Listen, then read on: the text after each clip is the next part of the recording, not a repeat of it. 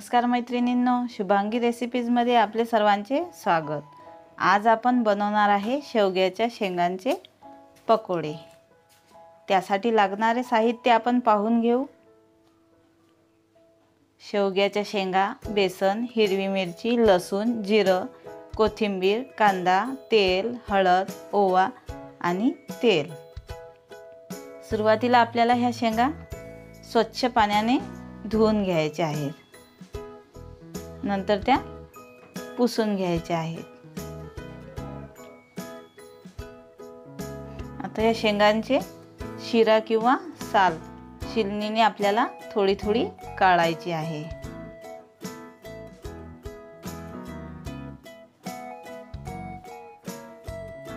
अशाच प्रकारे आपल्याला सर्व शेंगांच्या शिरा किंवा साल काढून घ्यायची आहे।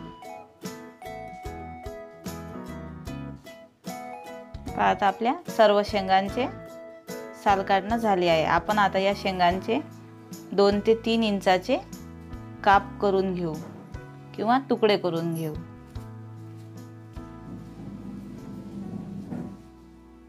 आपल्या शेंगा ह्या कापून तयार झाल्या आहेत। आता आपण गॅसवर कढईत पाणी गरम करून घेऊ। थोडंसं आपल्याला पाणी गरम करून घ्यायचे आहे आणि त्यामध्ये स्टँड ठेवून चाळणीमध्ये शेंगा आपल्याला ह्या वाफवून घ्यायच्या आहेत।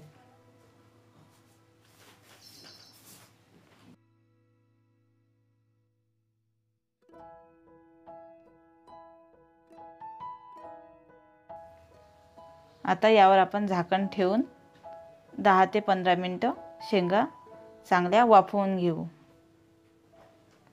10 ते 15 मिनिटं झालेली आहेत। आपल्या शेंगा ह्या छान वाफवून तयार झाल्या आहेत। मिक्सरच्या भांड्यात आता लसूण आणि जिऱ्याची पेस्ट आपण बारीक करून घेऊ।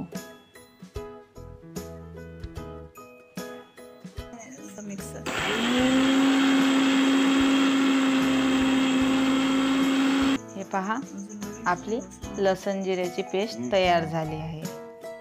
आपल्या शेंगा वाफवलेल्या आहेत।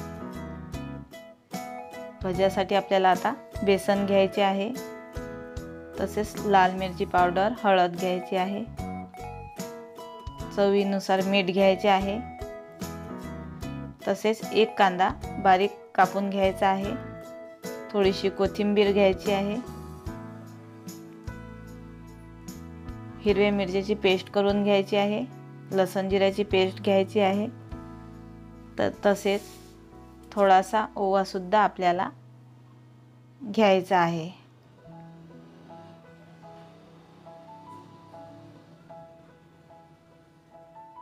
भज्याचं आपण भिजवून घेऊ।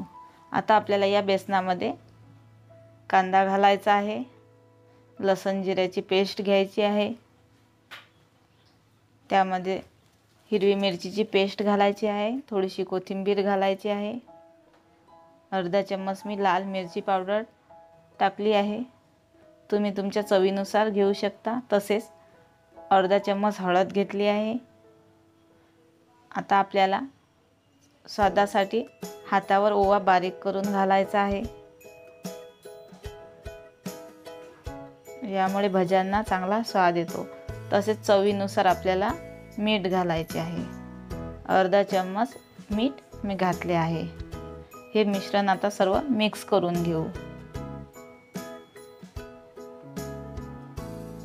आता यामध्ये थोडं थोडं पाणी घालून आपल्याला ते भिजवून घ्यायचे आहे। थोडंसं घट्टसर आपल्याला ते भिजवून घ्यायचं आहे।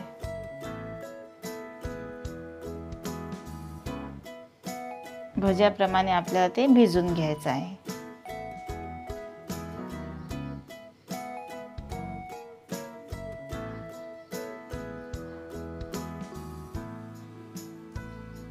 चांगलं मिक्स करून घेऊ। आता गॅसवर कढई गरम करून त्यामध्ये तेल गरम करून घ्यायचं आहे आणि भिजवलेल्या पिठामध्ये आपल्याला ह्या शेंगा टाकायच्या आहे आणि एक एक शेंग हे करून बेसनामध्ये घोळून आपल्याला ती तळून घ्यायची आहे। अशा प्रकारे आपल्याला ह्या शेंगा बेसनामध्ये घोळवून तळून घ्यायच्या आहेत. आता त्या परतून घेऊ.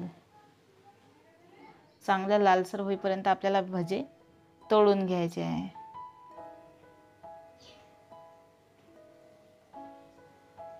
हे पहा, आपल्या भज्यांना छान असा कलर येत आहे.